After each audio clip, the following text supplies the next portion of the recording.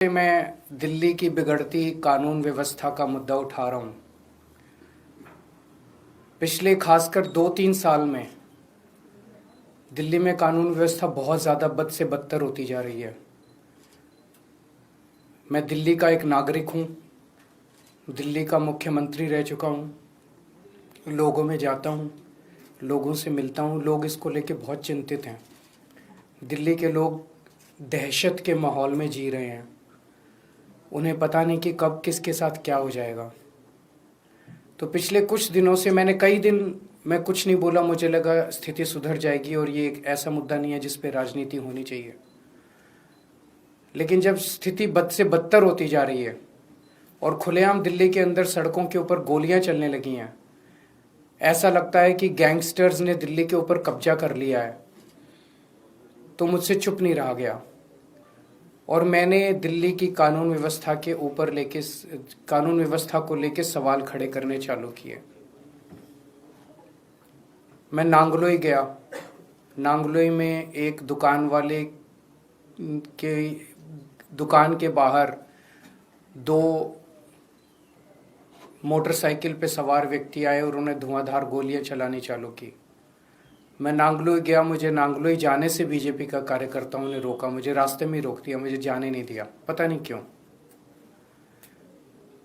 पूरे दिल्ली के अंदर आज बिजनेसमैन डर के माहौल में जी रहा है। उसे फिरौती की कॉल आती है।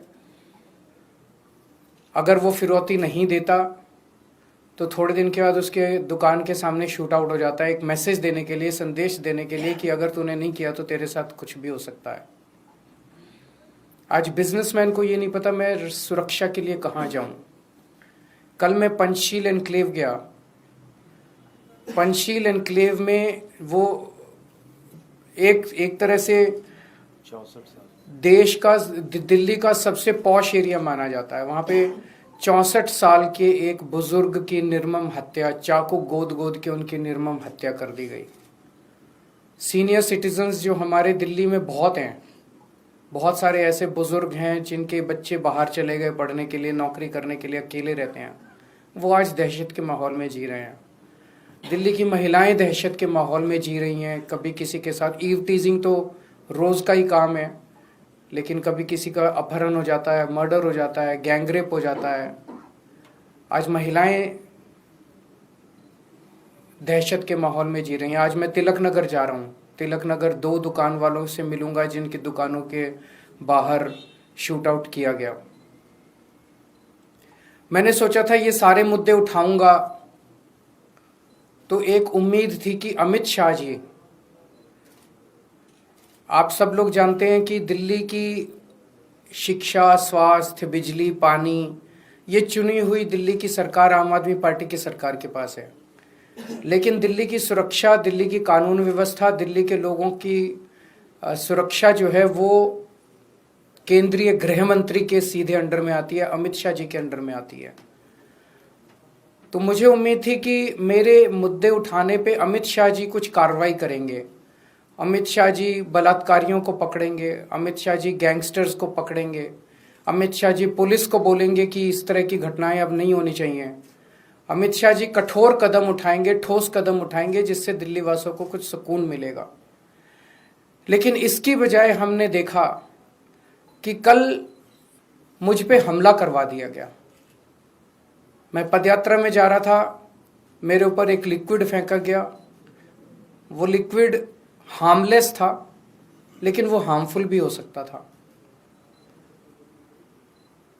कल हमारे एक एमएलए को गिरफ्तार कर लिया गया। उस एमएलए का कसूर ये था कि वो एमएलए भी इस किस्म के गैंगस्टर्स का विक्टिम था। उसके पास भी फिरौती की और अलग अलग तरह से गैंगस्टर्स की कॉल्स आ रही थी। आज से 1.5-2 साल पहले उसके पास कई सारी कॉल्स आई, जिसकी बाकायदा उसने लिखित शिकायत दिल्ली पुलिस को की कि मेरे पास कपिल सांगवान उर्फ नंदू नाम के गैंगस्टर की बार बार कॉल्स आ रही हैं, मुझे धमकियां मिल रही हैं, मेरे परिवार को धमकियां मिल रही हैं, मुझे उनसे बचाइए।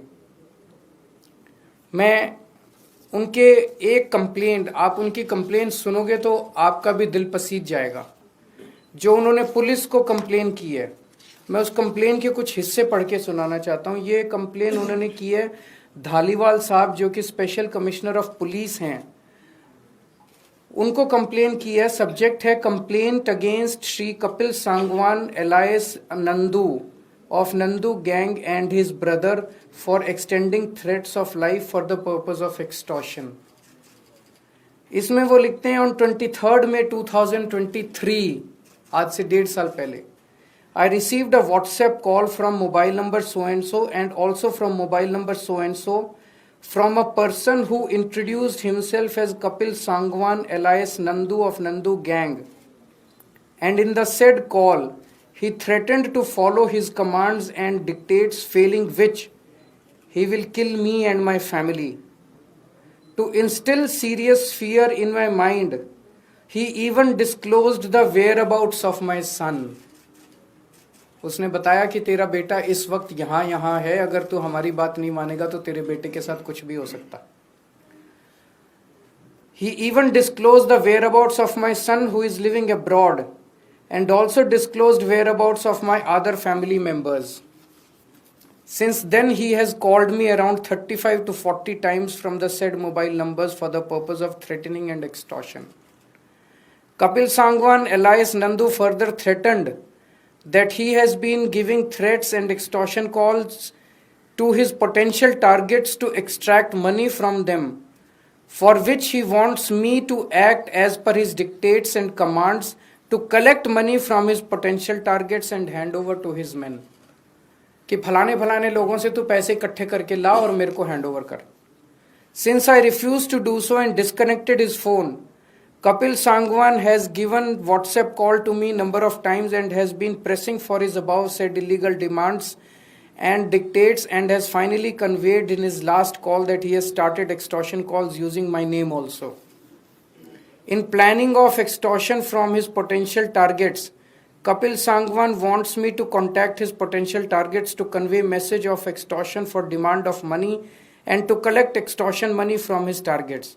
He has also been threatening that if I further refuse to do so, he will instruct his gang members to eliminate me and my family. I have clearly refused to follow the said illegal dictates and have finally decided to bring the matter to your knowledge to protect the potential targets from the illegal acts of said persons. बड़ी लंबी चिट्ठी है, मैंने कुछ portions पढ़ के सुनाया। MLA Naresh Balyan Kapil Sangwan उर्फ नंदू का विक्टिम है। वहां से उनको इस तरह की कई धमकियां आई और उन्होंने, ये मैंने एक ही चिट्ठी पढ़ी है, उन्होंने कई चिट्ठियां दिल्ली पुलिस को लिखी कि इसके ऊपर कार्रवाई की जाए, मुझे लगातार धमकियां आ रही हैं।